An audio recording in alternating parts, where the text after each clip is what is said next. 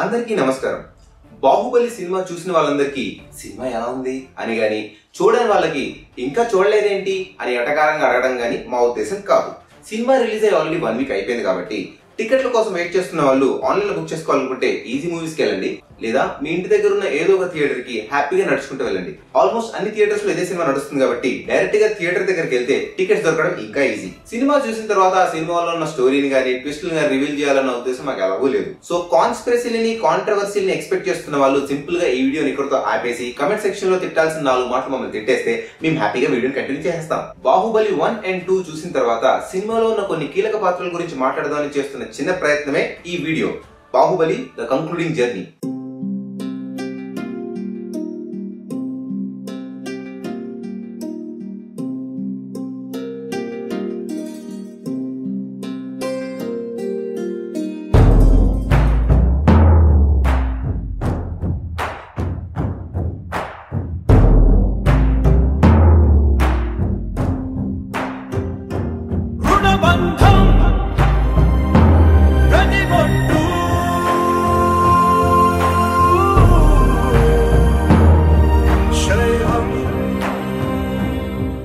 First part కి sequel కి మధ్యలో ఉన్న 2 సంవత్సరాల ఎదురు చూపుని ఎంతో ఉత్కంఠభరితంగా మార్చిన పాత్ర బాహుబలి సినిమాలో బానిస కట్టప్పది. మనం గమనించాల్సిన విషయం ఏంటంటే కట్టప్ప మహేష్మతి రాజ్యానికి రాజసింహాసనానికి బానిసే తప్ప ఆ సింహాసనం మీద కూర్చున్న రాజుకి కాదు. కానీ సింహాసనం మీద కూర్చున్న రాజు ఏం చేసినా మహేష్మతి రాజ్య ప్రజల మేలు కొరకే అనే ఒక గుడ్డి నమ్మకంతో కట్టప్ప వంశమంతా రాజు ఇచ్చిన కర్తవ్యాన్ని ఎదురు మాట్లాడకుండా నిర్వహిస్తూ ఉంటారు. ఇలాంటి ఒక ఇబ్బందికరమైన ప్రయాణంలోనే తను చేస్తుంది క్షమించరాలేని నేరాలని తెలిసి కూడా కట్టప్ప ఎన్నోసార్లు రాజు చెప్పిన పనిని ధిక్కరించకుండా నిర్వహిస్తూ ఉంటాడు. అందుకే ఫస్ట్ సినిమాలో కట్టప్ప క్యారెక్టర్ ని ఇంట్రొడ్యూస్ చేసిన దగ్గర నుంచి తను చేసిన ఎన్నో పాపాలు తనతోనే చచ్చిపోతాయని తెలుసు కాబట్టి ప్రాయశ్చిత్తం ఎలా చేసుకోవాలో కూడా తెలియని పరిస్థితిలో కట్టప్పని ఎంతసేపు ఇంటర్నల్ గా ఒక భయంకరమైన కాన్ఫ్లిక్ట్ లో ఉన్నట్టే ప్రొజెక్ట్ చేశారు. మనసులో ఇంత బాధను దాచుకొని కూడా కర్తవ్యానికే ఎక్కువ ఇంపార్టెన్స్ ఇస్తున్న కట్టప్ప తన జీవితంలో తను చూసిన చిన్న చిన్న ఆనందాలు అమరేంద్ర బాహుబలి అనే క్యారెక్టర్ తో ఉన్నప్పుడే అనే విషయాన్ని ఎస్టాబ్లిష్ చేయడానికి బాహుబలి 2 ఫస్ట్ హాఫ్ లో కొన్ని సీన్స్ ని అమరేంద్ర బాహుబలి ఇంకా కట్టప్ప మధ్య పిక్చరైజ్ చేశారు. థియేటర్ లో కూర్చున్న ఆడియన్స్ కోసం తీసిన కామెడీ సీన్స్ అని కొంతమంది అనుకున్నా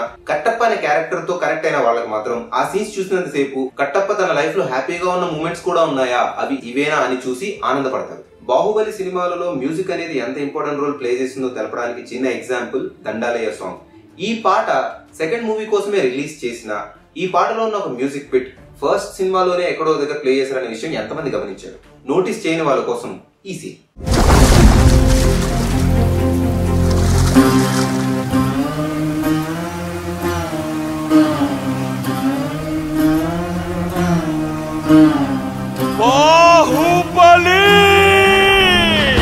అండ్ నిప్పులే శ్వాసగా అనే సాంగ్ దేవసేన సిచ్యువేషన్ ఎక్స్ప్లెయిన్ చేయడానికి కోసమే తీసిన పాటైనా కూడా కొన్ని సందర్భాల్లో అదే సాంగ్ కట్టప్ప కూడా చాలా యాప్ట్ గా సెట్ అవుతుంది. అందుకేనేమో సెకండ్ మూవీలో క్లైమాక్స్ వచ్చేసరికి అటు దేవసేనకి కట్టప్పని ఇద్దరిని పిక్చరైజ్ చేస్తూ నిప్పులే శ్వాసగా అనే సాంగ్ ని లిరిక్స్ మార్చి మరీ ప్లే చేశారు.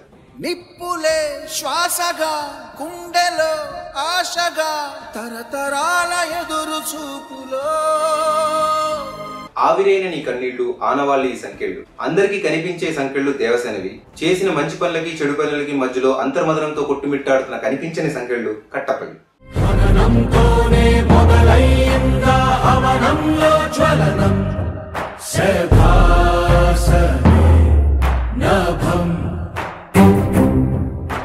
మొదటి నుంచే నాజర్ ప్లే చేసిన బిజ్జలదేవ అనే క్యారెక్టర్ ని అవిటివాడిగా ఇంట్రొడ్యూస్ చేశారు కాబట్టి అవిటివాడు రాజేంటి అనే లాజిక్ తో చాలా మంది ఆ క్యారెక్టర్ ని లైట్ తీసుకుంటారు. కానీ రాజరికానికి అవిటితనం అడ్డురాదన్న విషయాన్ని తనకు తానుగా ఎప్పటికప్పుడు గుర్తు చేసుకుంటూ రాజవంశంలో పుట్టాడు కాబట్టి తన అహంకారాన్ని అలానే మెయింటైన్ చేస్తూ ఉంటాడు బిజ్జలదేవ. ఒక ఇంటి యజమానికి తన ఇంటి మీద ఎంత హక్కు ఉంటుందో మొదటి వారసుడిగా పుట్టినందుకు మహేష్మతి రాజ్యం మీద అంతే హక్కును ప్రదర్శిస్తూ ఉంటాడు బిజ్జలదేవ. ఆల్రెడీ తన తమ్ముడి చేతిలో సింహాసనాన్ని ఒకసారి కోల్పోయిన బిజ్జలదేవ తన కొడుకు విషయంలో అలాంటి పొరపాటు జరగకూడదనే స్వార్థంతో ఫస్ట్ సినిమాలో ఎప్పటికప్పుడు సందర్భం దొరికిన ప్రతిసారి రానాని ఎలివేట్ చేయడానికి ప్రయత్నిస్తూ ఉంటాడు. కాలకేయుని చంపింది నా కొడుకు. సో బిజ్జలదేవ పాయింట్ ఆఫ్ వ్యూలో ఒకవేళ తన రాజు అయితే గనక మేబీ ఒక మంచి రాజులాగా రూల్ చేయకపోయినా ఒక రాజులాగా రూల్ చేసేవాడేమో. అదే పాయింట్ ఎస్టాబ్లిష్ చేయడానికి ఎలా అయినా సరే రానాని కూడా రాజు చేయాలనే తాపత్రయంతోనే వాడు కదా రాజు బాహుబలి మీద శివగామి మీద తను చేయాల్సిన కుతంత్రాలు చేస్తూ ఉంటాడు. అలా ఒక ఇంపార్టెంట్ క్యారెక్టర్ గా ఎస్టాబ్లిష్ అయ్యారు బిజ్జలదేవ సెకండ్ మూవీలో.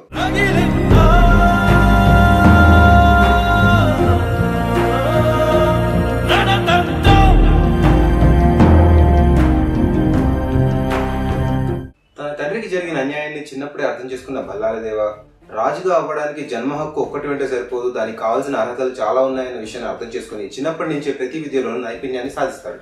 ఒకవేళ సీన్ లో అసలు బాహుబలి అనే క్యారెక్టర్ లేకపోయి ఉంటే మాహిష్మతి రాజ్యానికి బల్లాలదేవ ఒక మంచి రాజుగానే ఉండేవాడేమో. ఎందుకంటే బల్లాలదేవని ఎక్కడ కూడా ఒక క్రూరమైన యువరాజు లాగానో లేకపోతే జనాల్ని హింసించేవాడిలాగా ఎక్కడ చూపించలేదు. ఇన్ఫాక్ట్ సందర్భం వచ్చినప్పుడు తన రాజ్యాన్ని ఎంత బాగా కాపాడుతాడనే విషయాన్ని ఫస్ట్ మూవీలో ఆల్రెడీ చూపించేశారు. కానీ దురదృష్టవశాత్తు సీన్ లో ఎలాగో బాహుబలి ఉన్నాడు కాబట్టి చిన్నప్పటి నుంచి తను చేస్తున్న ప్రతి విద్యలోనూ తనకన్నా బాహుబలి బెటర్ గా ఉన్నాడు కాబట్టి బాహుబలి మీద ఉన్న ద్వేషం అలా పెరుగుతున్న కొద్దీ అసూయగా మారి ఎవ్వరూ లేనప్పుడు మాత్రమే ఆ అసూయ బయటికి వచ్చి బల్లాలదేవని కంప్లీట్ గా కన్జ్యూమ్ చేసేస్తుంది.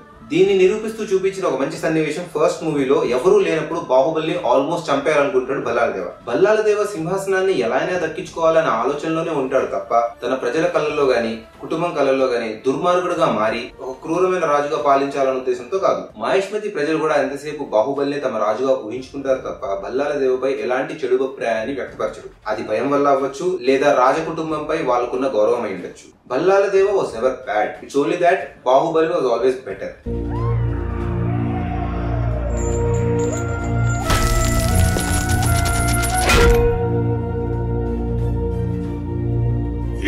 అందుకే కాబోలు ఫస్ట్ సినిమాలో మనకు చూపించినట్టు ఏ ప్రజలైతే బాహుబలిపై అభిమానాన్ని చూపించారో ఆ ప్రజల్ని బల్లాలదేవ హింసిస్తూ ఉంటాడు. ఈ ఒక్క విషయాన్ని బల్లాలదేవ జీర్ణించుకోలేకపోవడం వల్ల మాహిష్మతి రాజ్యం అమరేంద్ర బాహుబలి లాంటి ఒక గొప్ప రాజుని బల్లాలదేవ లాంటి ఒక గొప్ప సైన్యాధ్యక్షుడిని కోల్పోవాల్సి వచ్చింది.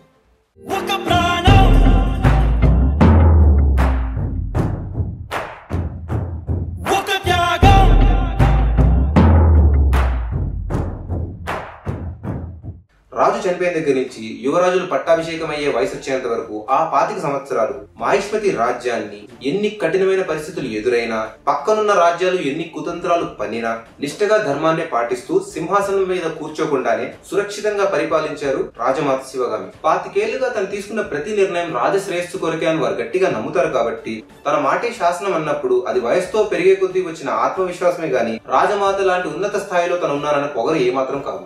ఫస్ట్ మూవీ స్టార్టింగ్ లో శివగామి అన్నట్టు ధర్మాన్ని పాటిస్తున్నానన్న భ్రమలో తను చేసిన కొన్ని క్షమించరాని తప్పులకి ప్రాయశ్చితంగా బాహుబలి వారసుల్ని ఎలా అయినా కాపాడాలని తన ప్రాణాలని త్యాగం చేస్తారు. మహేంద్ర బాహుబలి బ్రతకాలి. ఈ శివగామి క్యారెక్టర్ ని బాగా డిఫైన్ చేస్తూ రాసిన పాట జీవనది. అందుకే స్క్రీన్ మీద శివగామి వచ్చిన ప్రతిసారి బ్యాక్గ్రౌండ్ లో జీవనది సాంగ్ గానీ ఆ బ్యాక్గ్రౌండ్ స్కోర్ గానీ ప్లే అవుతూ ఉంటుంది.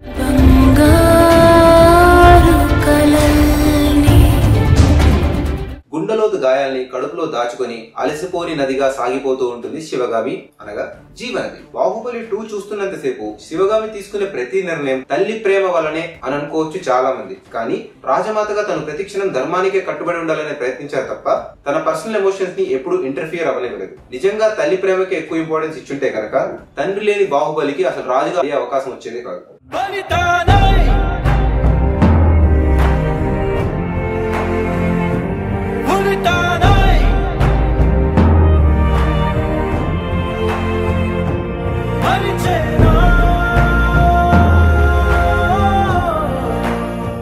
చిన్నప్పటి నుంచే నీతిని న్యాయాన్ని ధర్మాన్ని ఆచరిస్తూ శివగామి మాహిష్మతి రాజ్యాన్ని ఎంత బాగా పరిపాలిస్తున్నారో చూస్తూ పెరిగిన బాహుబలి రాజంటే సింహాసనం మీద కూర్చుని అధికారం చలాయించేవాడే కాదు సందర్భం వచ్చినప్పుడు ప్రజలకు సేవ చేసేవాడు కూడా అనే విషయాన్ని బాగా అర్థం చేసుకుని ఒక మంచి మనిషిగా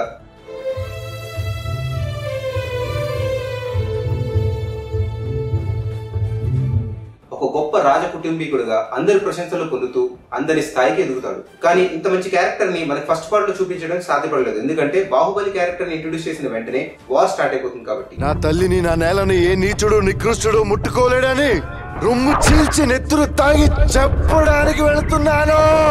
అందుకే బాహుబలి 2 మూవీలో అమరేంద్ర బాహుబలి అనే క్యారెక్టర్ ని చాలా బాగా ఎస్టాబ్లిష్ చేస్తూ వార్ అయిపోయిన దగ్గర నుంచి తన చావు వరకు తను చేసిన ప్రయాణాన్ని చాలా బాగా చూపించాడు.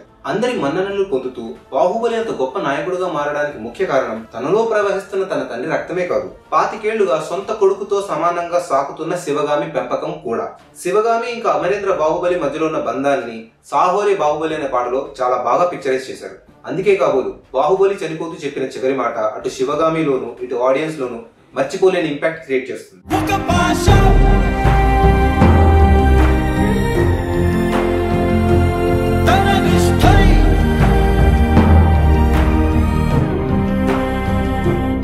రాజసం అంటే కండలతోనూ అరుపులతోనే కాదు అప్పుడప్పుడు మౌనంగా కూడా ప్రదర్శించొచ్చని అమరేంద్ర బాహుబలి జ్ఞాపకాలన్నీ తనలోనే దాచుకొని కన్న కొడుకు కోసం ఎదురు చూస్తూ విలువలకి ఆత్మగౌరవానికి నిలువెత్తు నిదర్శనంగా నిలిచారు దేవసేన. ఫస్ట్ మూవీ ఇంటర్వెల్ లో ప్రజలంతా బాహుబలి బాహుబలి అని అరుస్తూ ఉంటే భల్లాల దేవ వైపు గర్వంగా చూస్తున్న దేవసేన చూపు మీకు గుర్తుండే ఉంటుంది.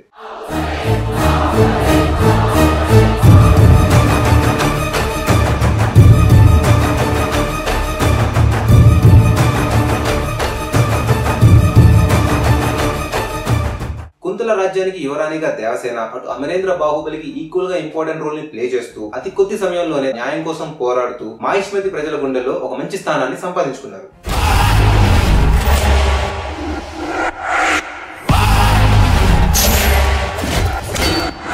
బాహుబలి 2 ట్రైలర్ లో చూపించిన కొన్ని బిట్స్ సినిమాలో చాలా కీలకమైన సందర్భాల్లో వస్తాయి. కిరీటం మీద చేయి పెట్టిన సీన్, కాళ్లు పట్టుకుంటున్న సీన్, రక్తంతో తడిసిన కత్తితో మెట్లపై ఎక్కుతున్న సీన్, ఒక చిన్న బాబు ఎవరికో ప్రామిస్ చేస్తున్న సీన్. ట్రైలర్ చూస్తున్నప్పుడే ఆ క్యారెక్టర్ ఎవరో అని గుర్తు పట్టని వాళ్ళు సినిమా చూస్తుండగా ఆ బిట్స్ వచ్చినప్పుడు ఆ క్యారెక్టర్స్ ఎవరో తెలుసుకొని చాలా బాగా కరెక్ట్ అవుతారు. శివగామి బాబుని పట్టుకొని మహేంద్ర సీన్ ని ట్రైలర్ లో పెట్టకపోయి ఉంటే బాగుండేది. ఎందుకంటే ఈ సినిమాలో ఆ సీన్ చాలా పవర్ఫుల్ గా ఉంటుంది. సో డైరెక్ట్ గా ఈ సీన్ ని మనం థియేటర్ లోనే చూసింటే గనక ఆ సీన్ కి ఇంకా మంచి రెస్పాన్స్ వచ్చేది. అండ్ ట్రైలర్ లో అమరేంద్ర బాహుబలి చెప్పిన డైలాగ్స్ ని గుర్తుపెట్టుకున్న వాళ్ళు మాత్రం అమరేంద్ర బాహుబలి అను నేను థియేటర్ లో కూర్చున్నప్పుడు ఆ డైలాగ్స్ వచ్చినప్పుడు మాత్రం చంపే మగాడింకా పుట్టలేదు మామా చాలా బాగా ఎంజాయ్ చేస్తారు, ఎమోషన్ తో బాధపడతారు కూడా.